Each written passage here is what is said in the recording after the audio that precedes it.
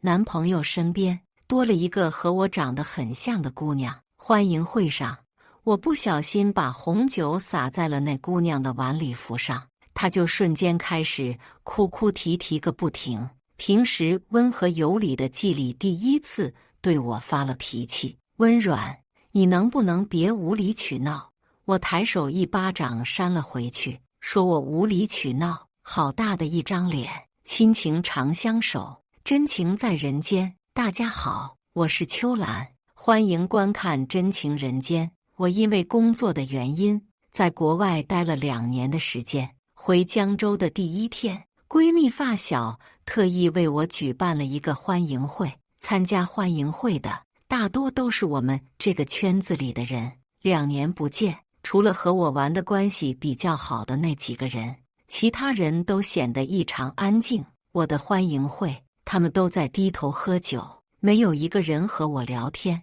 我正暗自纳闷，这到底是怎么回事？门口一阵嘈杂，季礼手挽着一个女孩走了进来。刚刚还一片静悄悄的欢迎会，瞬间变得热闹起来。以前一直跟在我身边的那几个小跟班，一脸讨好的走上前去：季总，您总算是来了。刚刚还不说话的那几个女孩也开始笑意盈盈，摆手呼唤着季礼的女伴：顾小姐，过来这边，知道你要来，给你留好了位置。被众人围在中心的姑娘面色红润，笑得温柔。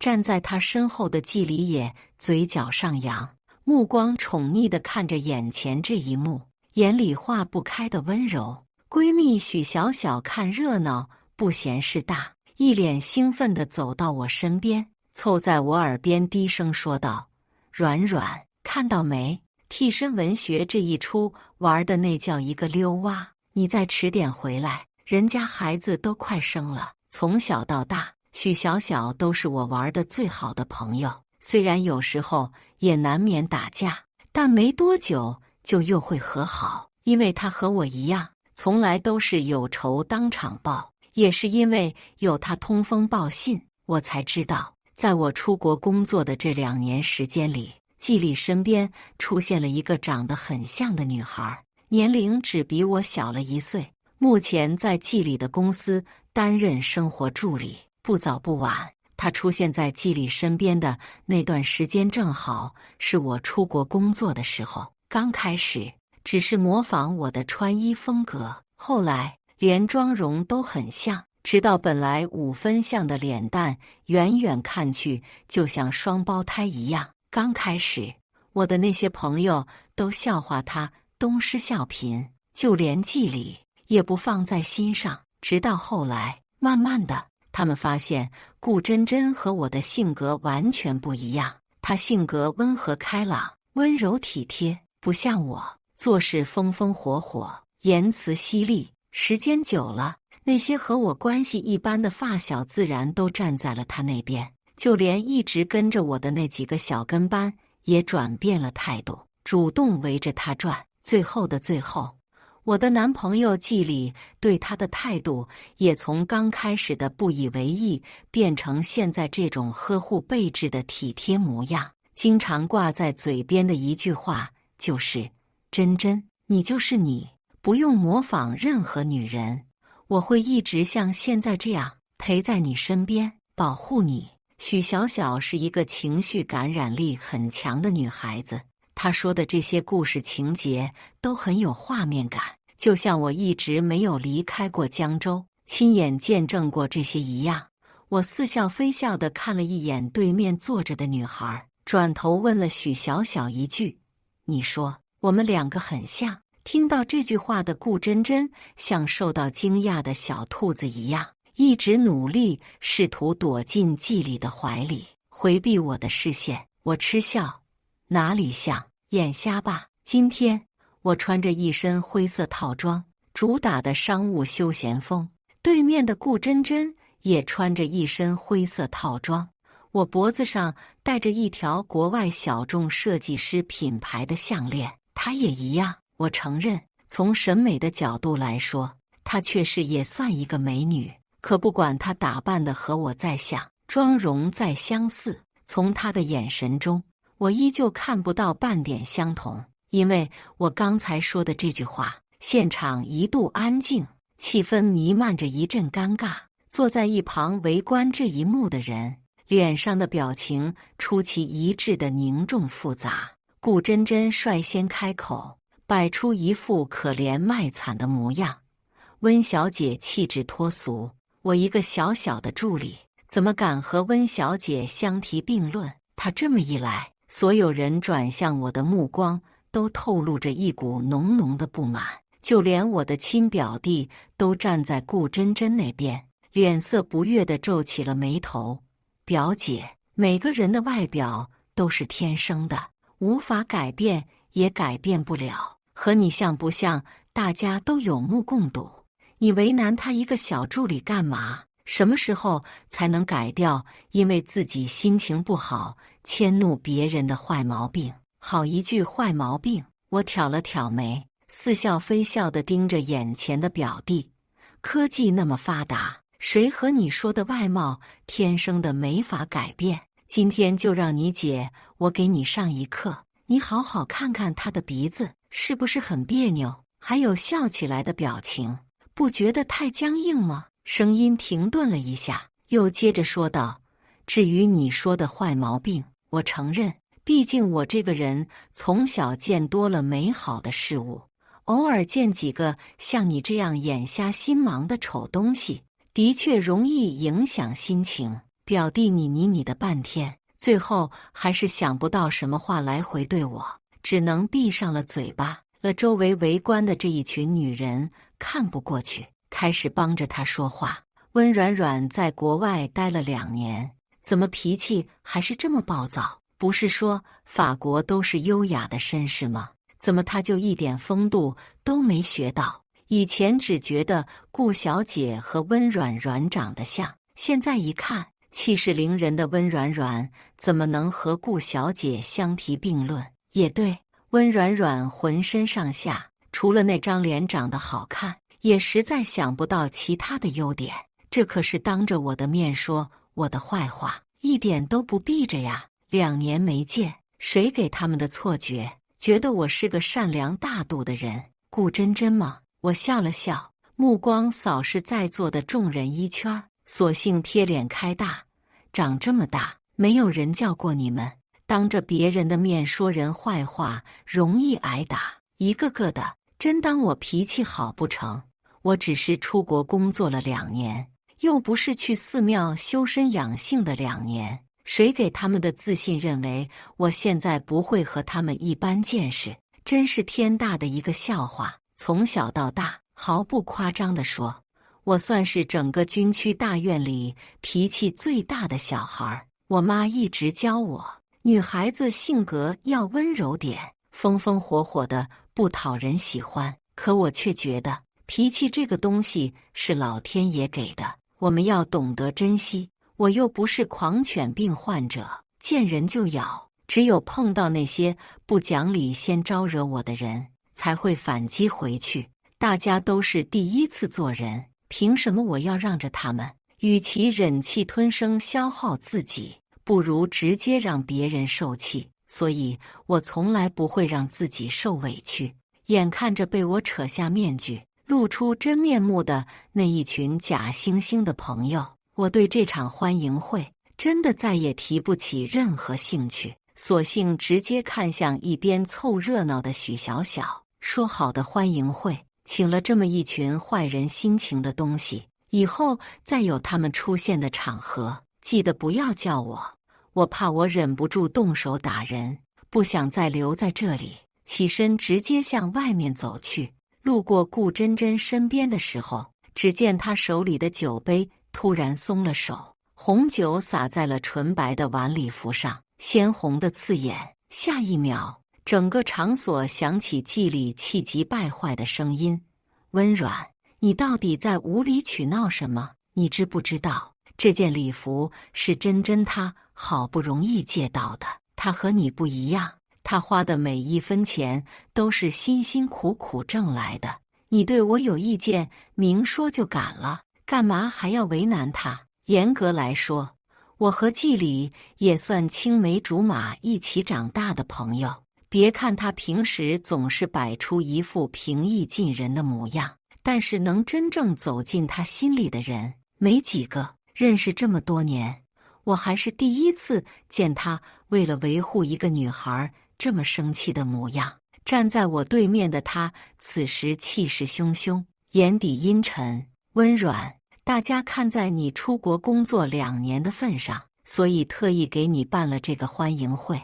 你不高兴也就算了，干嘛还要故意给珍珍难堪？2年不见，你的脾气怎么还是……不等他说完，寂静无声的大厅里响起啪的一声。我揉了揉手腕，脸皮可真厚。季礼义正言辞的声音瞬间停止，其他人倒吸凉气的声音一下接着一下。季礼满脸不可置信的表情看着我，捂着自己被打的脸，问道：“温软，你竟然敢打我？”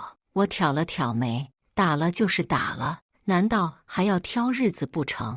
我自认为出国工作2年，修身养性这门功课学得还算不错，今天也算给他们留足了脸面。要是搁在以前，今天这桌子都被我掀了。敢惹我的人，哪怕跑出去3条街，我也得跑着追上去。可才过了2年的时间，他们竟然忘了我从小就是这个狗脾气，甚至还在我的底线上蹦来蹦去，好像笃定我不会再像以前一样生气。这不是开玩笑呢。江山易改，本性难移这句话，难道他们都没有听说过吗？我活了26年，都没能把这身狗脾气改了，凭什么认为我在国外待2年就能改了这身脾气呢？就在这个时候，顾真真哭了，柔弱无辜的大眼睛里蓄满了泪花。温小姐，千错万错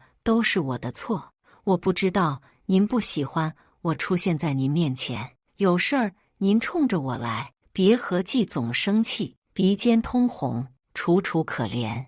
可他低头擦眼泪的那个瞬间，我清楚看到他逐渐上扬的嘴角，那个笑容我很熟悉，挑衅、得意、炫耀。从小到大，我见过太多太多次，可那个笑容，除了我，谁都没有注意到，当然也包括季礼。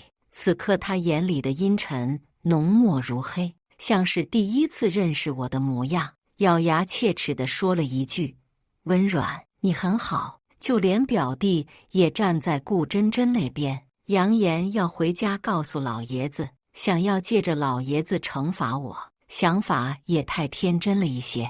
我当场就被气笑，直接说道：“想去告状？行啊，你现在就去，你看看老爷子是罚你还是罚我？”表弟看着我一脸胸有成竹的模样，迟疑了。随后我又把目光转向季礼的身上。对了，通知你一下，从现在起，我们之间的恋爱关系彻底终止，分手，明白吧？以后你愿意找你的顾小姐也好，赵小姐也罢，都随你开心就好。反正你这么心疼身边的这位顾小姐，以后就可以大大方方地站在一起，省得背着小三插足别人感情的骂名。你说呢？声音停顿了一下，随后又转向顾真真。我笑了笑，露出一副心情不错的模样。对了，还有你，真以为我是什么很蠢的人吗？任由你一个人玩弄在股掌之中。我这个人虽然脾气不好，但我也不是不讲道理的人。你大概不知道这里有监控吧？我都没有碰到你手里拿着的酒杯，就正好松了手，把红酒洒在晚礼服上呢。要演戏，我建议你去艺术表演院校进修一下，免得等以后老了找不到合适的工作。毕竟你看上的这些有钱男人都不傻，无聊时和你玩玩可以，真把你娶回家就是闹笑话。无差别攻击以后，心情果然舒畅了很多。至于对面那群人的脸色，真的惨不忍睹。表弟黑青着一张脸，季礼满眼化不开的阴沉，就连顾真真的脸上也青红白绿，错综复杂，就像个调色盘一样。这么一想，今天这场欢迎会也没白来。至于他们的心情，不好意思，我从来都不在意，从来都当看不见一样，翻了个大大的白眼。走之前留下几句：对了，今天回去我会和老爷子说一说今天发生的这些有趣的事儿。好久没听过这么精彩的故事了，想想还真让人期待呢。说完，我转身向门口大步走去，好巧不巧，与刚刚进门的男人撞了个面对面。眼前的男人长得很高，穿着高跟鞋的我只能勉强够到他的下巴，鼻梁高挺，眉眼帅气，就是有点面生。我在脑海中过了一遍，确定自己不认识这样的人间极品帅哥。要是以前，可能还有挑逗的心思，可今天的心情真的不太美妙，所以我压根不管对面站着的男人到底是不是帅哥，直接骂了一句：好狗不挡路。刚骂完这句，眼前的这个男人已经通红着一张脸看着我，也不说话，一双大眼睛亮得吓人。这还是我头一次遇到被骂了还不回嘴的人，搞得我也不知道该怎么办才好了。正站在原地发愣，许小小悄悄走到我身边，拉了拉我的手，小声说了一句：软软，你先别骂他了，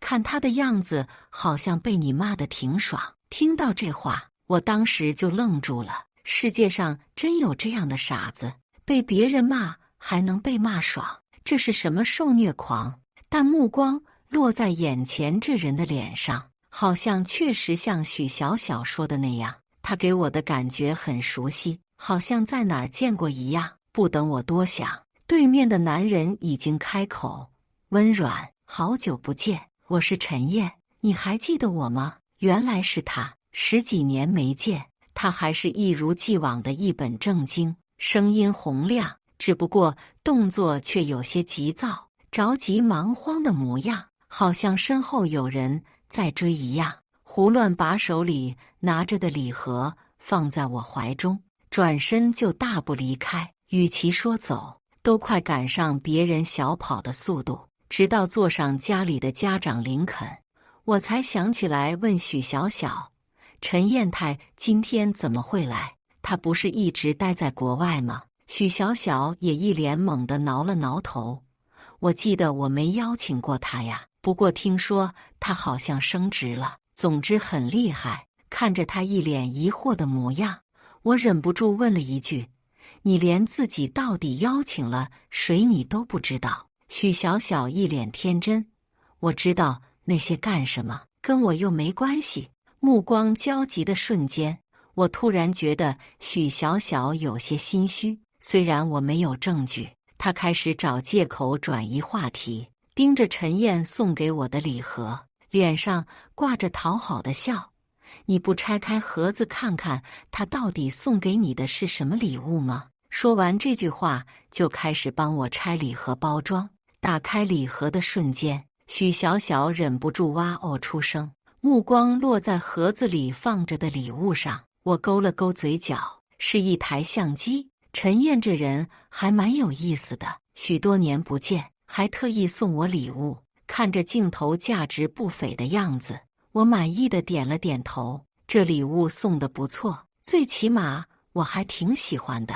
至于他为什么会送我礼物，我才懒得去耗费脑细胞去想呢。平时上班已经够累了，我可不想再给自己添加不必要的麻烦。至于事实真相，等到他憋不住的时候，自然会交代清楚。既然他现在选择闭口不谈，那我更应该尊重他的意愿。不管怎么说，收礼物这件事总归是值得开心的，只不过送礼的对象也要分人。比如季里那些人送的礼物，即使再贵，我也不稀罕。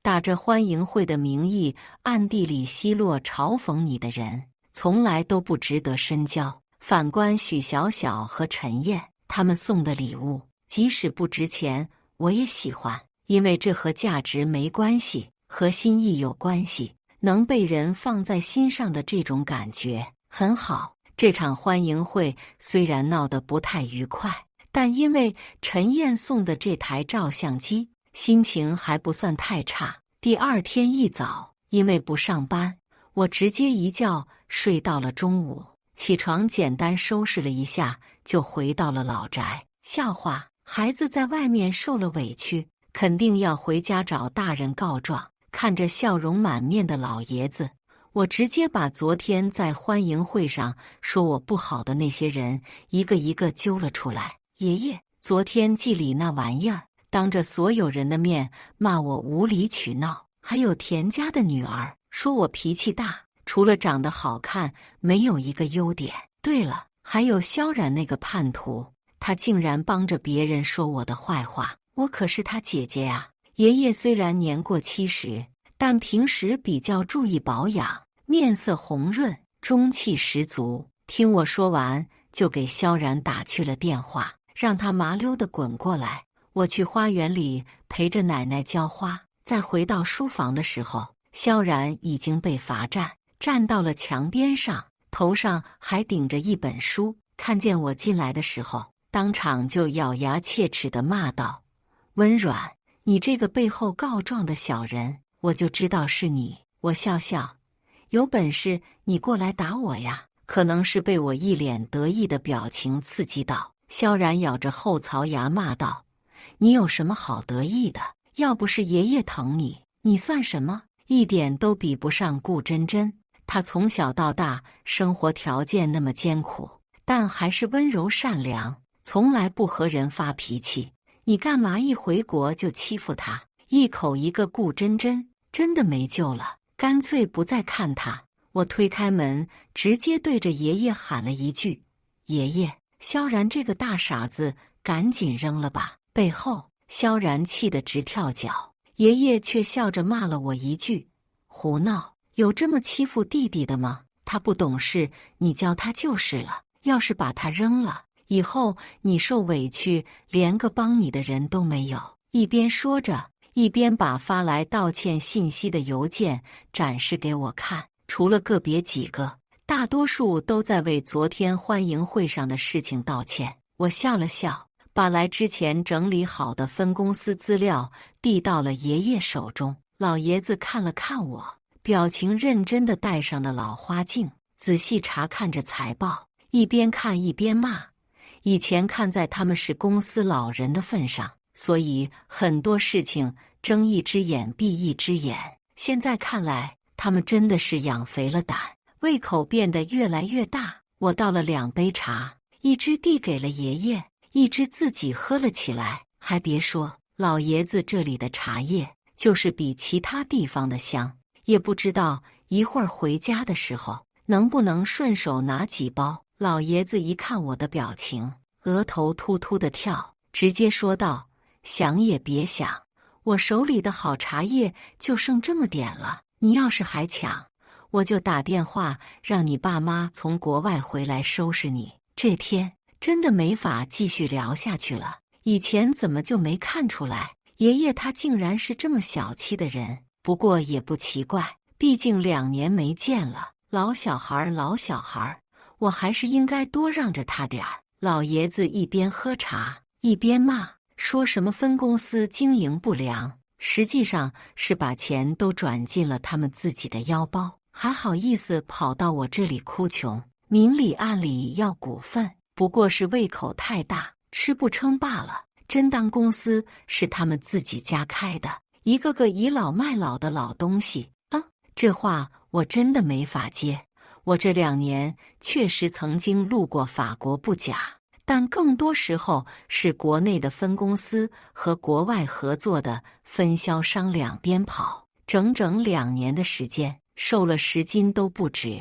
这件事虽然是爷爷提出来的，不过我当时也没有反对，毕竟家里能用得上的人确实有点少，但凡能出得上力的，都被老爷子一个萝卜一个坑的派了出去。尤其是萧然的舅舅，仗着和温家有亲戚关系，一直借着萧然的名头，从分公司里拿了不少好处，道理大家都懂，但事到临头，真的要走那一步，他还是犹豫了。原本打算交到萧然手上的资产，也暂时搁置了下来，倒不是因为其他，主要是萧然这个人性格太过优柔寡断，做决定之前总是权衡感情。一个太重感情的人，确实不是一个合格的继承人。这一点，老爷子比谁都明白。这件事情如果要连根拔起，牵扯的人太多，一个大意就会带来意想不到的麻烦。所以我只是向老爷子提了和季礼分手的这件事，其他的事情并没有多说。老爷子在大事上虽然犹豫，但在关于我的这些小事上，还真的从不回避，直接和季家说明了取消婚事的决定。我前脚刚到家，正准备和许小小出去吃饭，后脚收到消息的季节里就赶了过来。与昨天不同的是，一直跟在他身边的那位生活助理顾真真这一次没有出现。许小小随口找了个借口躲进厨房，一边还时刻关注着客厅里的动静。这一切季礼丝毫没有注意，昨天被我打了一巴掌，今天就能收敛情绪过来找我道歉。不得不说，季礼他是一个天生适合做生意的商人。因为心情不错的原因，我倒是也没有太过为难他。坐下之后，对面的季礼皱着眉头说了一句：“温软，你为什么非要把事情做得这么绝，闹得大家彼此都难堪？对你又有什么好处？”我笑了笑，我高兴，你管不着，总不能你一边背靠着我温家的人脉关系，一边把你的小助理金屋藏娇，让人笑话我头顶绿帽吧。提到顾真真的名字，季礼的表情终于变得丰富起来，说话的态度也跟着软了很多。我知道你回国之前听到很多关于我和真真的传闻，但我保证那些都是假的，任何人都不会威胁到你的位置，你也没必要因为这个原因生气吃醋。声音顿了顿，又放缓了语气，摆出一副淡定从容的模样，声音理直气壮：“真真她和你不一样，好不容易从山里考出来的女孩，就算有点自己的小心思也没什么关系。我如果把她赶出公司，她以后都没法在江州立足。”好一句不一样！听到这话，我只觉得好笑。什么叫我和她不一样？就因为我比她命好，所以就能光明正大地抢走我所拥有的一切。季礼，你什么时候变成了这个样子的？冲动易怒，一点理智都没有。他生活的不幸从来都不是我造成的，所以犯不着到我面前卖惨。你口口声声说你们之间没有任何关系，可他昨天闹到我面前，哭哭啼啼，你就心疼的骂我无理取闹。到底谁在无理取闹？你心里真的没数吗？我这个人说话一直以来都不喜欢拐弯抹角，也不知道刚才说的哪句话惹到了他。季礼突然握紧拳头，额头青筋毕现，脸上的表情染上淡淡的一层恼怒。温软，你是不是早就想好了分手？之所以昨天在欢迎会上为难真真，打的就是这个主意。这么长时间以来，我不信你是第一次听到我和顾真真之间的绯闻，一直放任不管，怎么就非要现在紧抓着不放？无非就是想让绯闻坐实，让我们背上渣男出轨小三的名声。说完这句话，看向我的目光满眼失望。以前怎么就没发现你竟然是这样的人？都怪我看错了人，早知道我以前就不应该救你。听到这话，记忆瞬间回到多年以前。他说的没错，当年他确实救过我，因为他背着大人抽烟，没有把烟熄灭，不小心把我关在储藏室，眼看着火越烧越大，急得哭个不停。直到彻底晕过去以后，才被人救了出来。醒来以后，所有人都说是季礼救了我一命，可没人知道纵火的那个人也是他。看在他救了我的份上，我帮忙把这件事瞒了下来。但对于他救我一事，还是问了一句：季礼，当年把我从储藏室背出来的那个人，真的是你吗？季礼听到这话，当即气急败坏地把水杯摔在了地上，整个人像受到侮辱一样。本来看在儿时一起玩土的面子上，我还想给他留一些面子，但既然他都选择不要脸，我还何必维护他的面子？直接嗤笑道：季礼，我当时虽然被淹晕倒了，但还有意识，能听到别人说话的声音。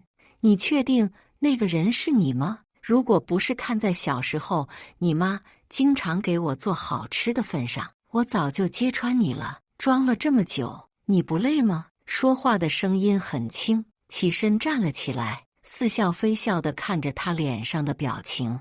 这件事情如果你不提也就算了，但你偏偏要提，还是为了另一个女人，当真是觉得我没有脾气，好欺负，才让你一直在我面前蹦跶这么长的时间吗？可能是没想到我早就清楚当年发生的那件事情的真相，实际上对他也没有半点非分之想。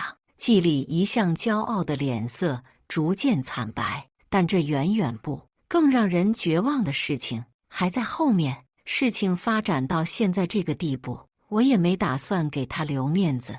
你一直说你和顾真真清清白白，那么去年你和顾真真一起同游马尔代夫的照片也是假的吗？这样都算没关系的话，那你们旁若无人地抱在一起，就像发情的公狗一样，公众场合调情的照片也是假的不成？像你这样没担当、敢做不敢认的男人，可真让人恶心。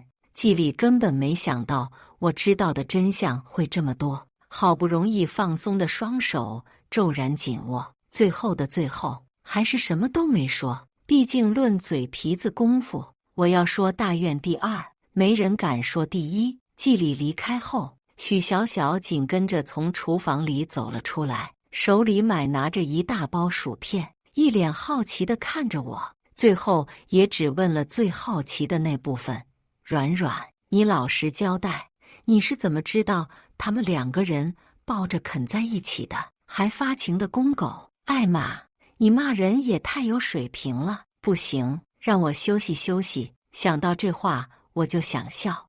我抢过他怀里的那包薯片，头都没抬。孤男寡女一起出游，你真相信他们只是单纯的出国旅游，什么都没发生骗鬼呢？许真真却摆出一副似信非信的模样，一直不停地问着：不，以我对你的了解，你刚刚绝对没有说实话，老实交代，在国外待的这2年，你是不是背着我养了别的狗？大家好姐妹啊，这种好事怎么能忘了我呢？这个色胆包天的女人，看着她不停地在沙发上拱啊拱的模样，我只觉得好笑。严格意义上来说，她说的也没错，2年的时间里，的确除了她，还有陌生的人给我发邮件，邮件里有关于公司的消息，偶尔也有关于季礼出轨的照片，只是到目前为止，那个人的真实身份到底是谁，我还是没有查到。而且严格意义上来说，他做的这些事情都对我有利，没有造成任何实质性伤害，所以我也一直以来保持着顺其自然的态度。毕竟这个世界上的人那么多，发错邮件的人也不少，我实在不想花那么多时间去查一个陌生人，就算查到结果，对我也没有任何影响，所以何必浪费那个时间呢？但这些却不知道该怎么和许小小说。许小小看我不理他，又自顾自地说起了今天刚发生的八卦消息。软软，你知不知道，昨天在欢迎会上说你坏话的那些人，今天家里的生意都受到了针对。听我爸说，对方公司有恶意扰乱价格的嫌疑。你说怎么就这样巧，偏偏出事的就正好是他们几个？听到这话，脑海中某些想法一闪而过，事情的真相好像终于逐渐浮出了水面。某个人的身影在瞬间闪过，快得抓也抓不住。我摇摇头，暗自嘲笑，有些胡思乱想，把那些不切实际的想法全部赶出了脑海。温软，不要自作多情，最终伤害的只有自己。是啊，感情这种事情一定记得不要自作多情，毕竟谁先动情，谁就真的输了。那一天的江州，富人圈蹦跶得很厉害，赵家公子、李家小姐、田家小少爷的信用卡都被家里停了，连夜打包送出了国外进修。就连萧然这个被外界传为温氏集团的太子爷，也不可避免地受到了牵连。至于被季里金屋藏娇顾真真，也被季太太找到，直接借着公司人事调动的权力派到了外地。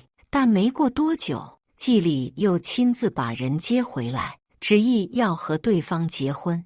为了顾真真，甚至闹起了绝食。一个大老爷们为了爱情，竟然要死要活地闹了起来，可真让人笑话。在之后不久，嫁到国外的姑姑借口说是要回国探亲赶了回来，也不知道顾真真是怎么搭上这根线的，一直围在郑女士的身边，嘘寒问暖，关心备至。至于姑姑为什么姓郑，很骄道，因为她是老爷子战友的女儿，被亲妈抛弃后，是爷爷奶奶收养了她，这么多年以来也一直把她当成温家的亲生女儿对待，直到她一意孤行，要跟着国外旅游认识的艺术家旅居国外，才淡了联系。姑姑一脸热情地拉着顾真真的手，一直说说笑笑，好不热闹。看着我的目光十分平静冷淡，好像我才是那个无关紧要的外人。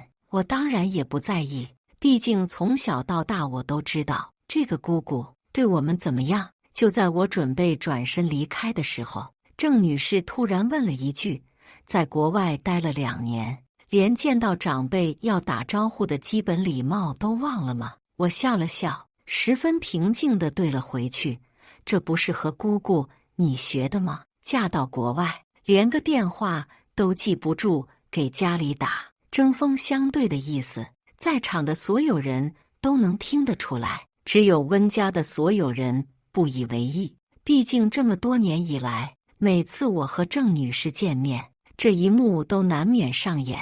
酒过3巡，气氛正热闹的时候，顾真真端着一杯红酒，扭着腰向我走来，站在我面前，脸上挂着温婉大方的笑容。温小姐，之前在欢迎会上，我们之间有一些误会，借今天这个机会，我敬你一杯，希望你大人有大量，之前有得罪你的地方，还请见谅。余光里，季里的目光一直紧紧盯着这边，包括萧然也露出一脸担心的模样。我忍不住挑眉，总算是等到了这一出，亏我还以为他们能忍住，做个哑巴呢。顾真真这个女人看着一脸无害的模样，就连说的那些话，猛地听着也没有什么问题，但懂的人都懂，处处都是坑，说句不好听的，一不小心都能把人活埋进去。一边说着误会，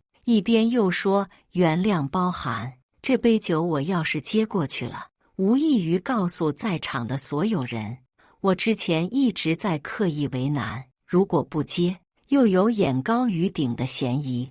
看着顾真真低眉垂眼的模样，我笑了笑，只说了一句：实在不好意思，顾小姐，我对酒精过敏。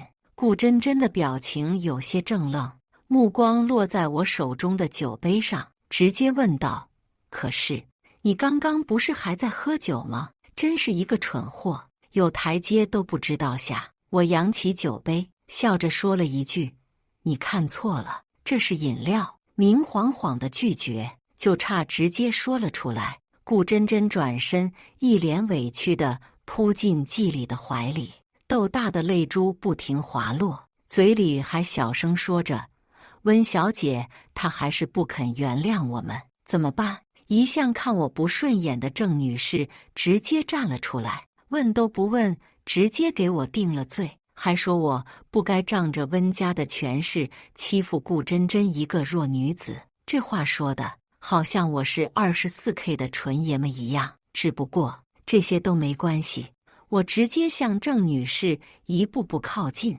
我就仗势欺人了，怎么着？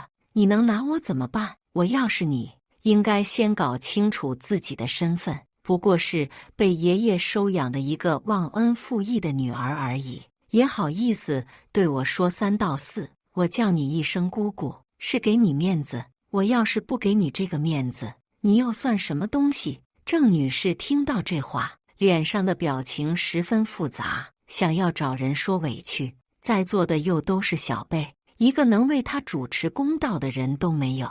其他人都以为我目中无人，刻意找茬，只有我自己心里清楚，必须把所有人的注意力转移在我们几个的情感纠纷上，爷爷那边才能不动声色地把公司里的那些蛀虫连根拔起。至于被人误会，背后说坏话，这种事情我早已看淡，毕竟谁人背后不被说，谁人背后不说人。生死看淡，不服就干，这是最近网友常挂在嘴边的一句话。时间慢慢悠悠从指缝中溜走，很快就来到了季里和顾真真结婚的那天。所有人都把注意力放在了即将结婚的这对新人身上，可令在场所有人都意外的却是，检察院的工作人员当场逮捕了不少公司的老董，每一个放在江州都有着举足轻重的社会地位。至于温氏，当然也不可避免地受到了影响，好在损失不大，婚礼不仅没办成，新郎的父亲还被当众戴着手铐抓走，简直丢尽了脸。原本就不同意顾真真嫁进季家的季太太，此刻也没能压住心底的怒火，直接宣布婚礼取消，一点颜面都没给顾真真和季里两个人留。眼看着参加婚宴的这些宾客对着他们指指点点，顾真真哭着跪在了季太太的面前，口口声声说她和季里是真爱。就在这时，本来应该播放婚纱照的大屏幕却爆出了顾真真和不同男人滚床单的照片。季里看到这一幕，当即红了眼，掐着顾真真的脖子，连连质问为何要这么对她？为什么？当然是因为他人傻钱多好骗啊！当然，被眼前这一幕刺激到的不止季里一个人，包括萧然那个大傻子，一直摇头，试图蒙蔽自己，这一切不是真的。只可惜，眼睛从来不会骗人。顾真真是职业诈骗富豪结婚的惯犯，通过骗婚积累的资产，目前早已达到立案的程度。只不过那些富豪为了面子，一直没有曝光，直到其中一个被骗得倾家荡产、妻离子散，才忍不住报了案。新娘和新郎的爸爸在结婚当天双双被公检法机关带走，手腕上戴着光芒刺眼的银手环。季氏很快就被其他老牌企业吞并了。季里在飞机启程的前半个小时曾给我打过一个电话，电话里问了2个字，如果不等他说完，我直接打断。